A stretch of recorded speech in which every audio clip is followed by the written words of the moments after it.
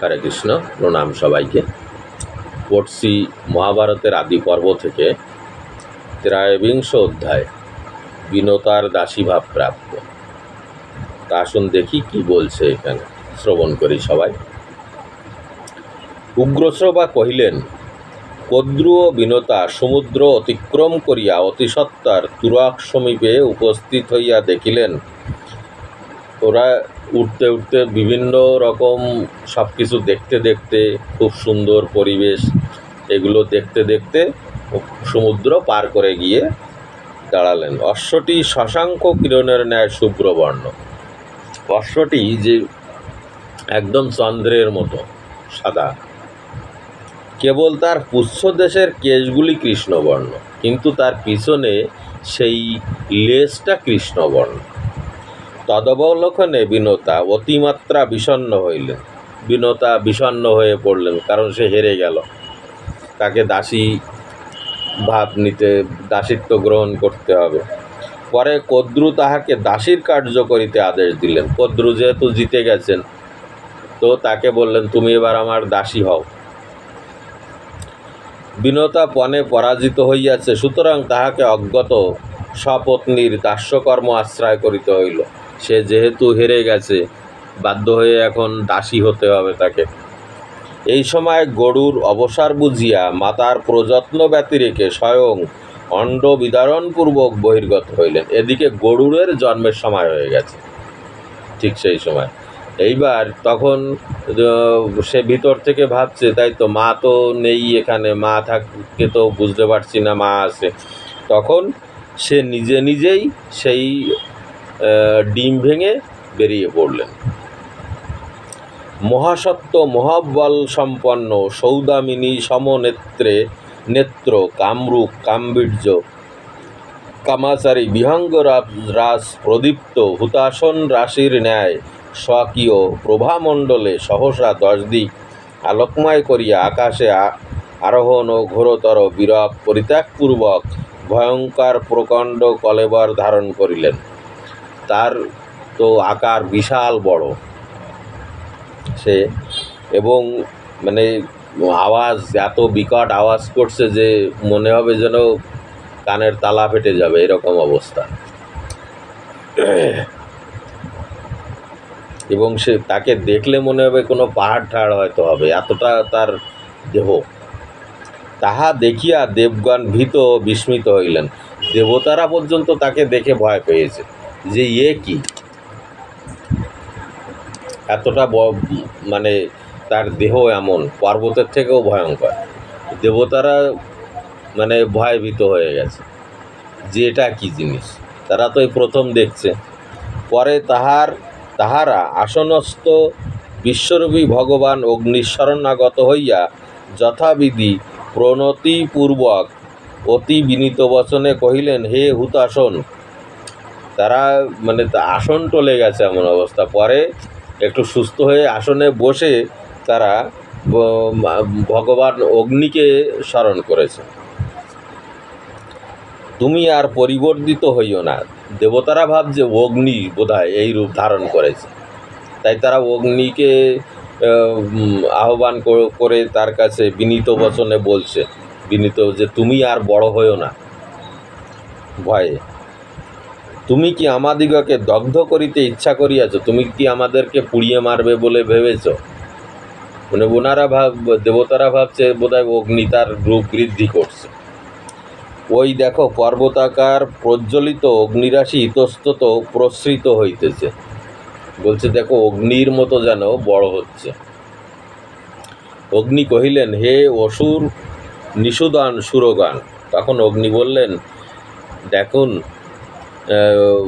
আপনারা শুধু শুধু ভয় পাচ্ছেন। তোমাদিগের আপাতত যাহা বোধ হইতেছে উহা বস্তুত সেরূপ নয়। তোমরা এখন যা ভাবছ আসলে তা নয়, আর আমি তো নই। আমার তুল্য তেজস্বী বলবান বিনতানন্দন গরুর জন্মগ্রহণ করিয়া কলেবর বৃদ্ধি করিতেছেন। বলছে আমার মতো তেজস্বী বিনতার পুত্র গরুর জন্মগ্রহণ করেছে, করে তার শরীর বৃদ্ধি করছে। তোমরা ভাবছ আমি নই।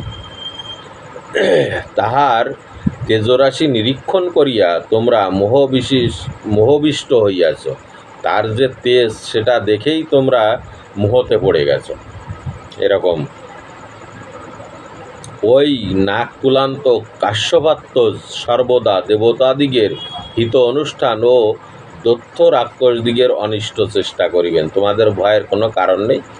তোমাদের দেবতাদের সবসময় হিত সাধন করবেন, তোমাদের মঙ্গলই করবে এবং দৈত্য রাক্ষস যারা আছে তাদেরকে ধ্বংস করবে। তোমাদের ভয় নেই, তাদের হাত থেকে তোমাদের রক্ষাই করবে। অতএব তোমাদিগের কোনো ভয় নেই, তোমাদের কোনো ভয়ের কারণ নেই। আইসো আমরা সমবেত হইয়া গরুড়ের নিকট যাই। এসো আমরা সবাই মিলে এখন গরুড়ের কাছে যাই। অনন্তর দেবগণ ও ঋষিগণ তৎসন্নিধানে গমন করিয়া গরুড়কে স্তব করিতে আরম্ভ করিলেন। সবাই গিয়ে তার স্তব করছেন। হে মহাভাগ পতগেশ্বর, তুমি ঋষি, তুমি দেব, তুমি প্রভু, তুমি সূর্য, তুমি প্রজাপতি, তুমি ব্রহ্মা, তুমি ইন্দ্র, তুমি হয়গ্রীব, তুমি স্বর, তুমি জগৎপতি, তুমি সুখ, তুমি দুঃখ, তুমি বিপ্র, তুমি অগ্নি, তুমি পবন, তুমি ধাতা, তুমি বিধাতা, তুমি বিষ্ণু, তুমি অমৃত, তুমি মহাযশ, তুমি প্রভা, তুমি আমাদের পরিত্রাণ স্থান, তুমি বল, তুমি সাধু, তুমি মহাত্মা, তুমি সমৃদ্ধিমান, তুমি অন্তক, তুমি স্থিরাস্থির সমস্ত পদার্থ, তুমি অতি দুঃসহ, তুমি উত্তম, তুমি চরাচর স্বরূপ। হে প্রভূত কীর্তে গরুড়, ভূত ভবিষ্যৎ ও বর্তমান তোমা হইতে ঘটিতেছে। তুমি সকর মণ্ডলে দিবাকরের শোভাপ্রাপ্ত হইয়াছ। তুমি নিজের মধ্যেই সূর্যের মতো শোভা বৃদ্ধি করেছ। তুমি স্বকীয় প্রভাপুঞ্জে সূর্যের তেজরাশি সমাক্ষিপ্ত করিয়াছ। হে হুতাসন প্রভো, তুমি কোপবিষ্ট দিবাকরের ন্যায় প্রজা সকলকে দগ্ধ করিতেছ। বলছে তোমার তেজে প্রজারা পুড়ে যাওয়ার মতো অবস্থা। তুমি সর্বসংহারে উদ্যত যুগান্ত বায়ুর ন্যায় নিতান্ত ভয়ঙ্কর রূপ ধারণ করিয়াছ। বলছে তুমি এমন রূপ ধারণ করেছ যে সেটা বর্ণনা করা অসম্ভব। মনে হচ্ছে তুমি সব কিছু ধ্বংস করে ফেলবে। আমরা মহাবল পরাক্রান্ত বিদ্যুৎ সমান কান্তি গগনবিহারী অমিত পরাক্রমশালী খকুল চূড়ামণি গরুড়ের শরণ লইলাম। আমরা সবাই তোমার শরণ লইলাম। হে জগৎপ্রভু, তোমার তপ্ত সুবর্ণ সম রমণীয় তেজরাশি দ্বারা এই জগৎমণ্ডল নিরন্তর সন্তপ্ত হইতেছে। তোমার এই স্বর্ণবর্ণ, তপ্ত সুবর্ণ সম অর্থাৎ স্বর্ণবর্ণ, কিন্তু তেজ এতটাই যে সব পুড়িয়ে যাচ্ছে। তুমি ভয় বিহ্বল ও বিমান আরোহণ পূর্বক আকাশপথে ইতস্তত পালায়মান সুরগণকে পরিত্রাণ করো। দেবতারা ভয়ে পালিয়ে যাচ্ছে এমন অবস্থা, তুমি এদের পরিত্রাণ করো। হে খগবর, তুমি পরম দয়ালু, মহাত্মা কাশ্যপের পুত্র। অতএব ক্রোধ সংবরণ করিয়া জগতের প্রতি দয়া প্রকাশ করো। তুমি ঈশ্বর, এক্ষণে ধৈর্য অবলম্বন পূর্বক আমাদিগকে অনুকম্পা করো। আমরা বিষম বিপদে আক্রান্ত হইয়াছি। তোমার বজ্রনির্ঘোষ সদৃশ্য ঘোর রবে নভমণ্ডল, দিগমণ্ডল, দেবলোক, ভূলোক ও আমাদিগের হৃদয় সতত কম্পমান হইতেছে।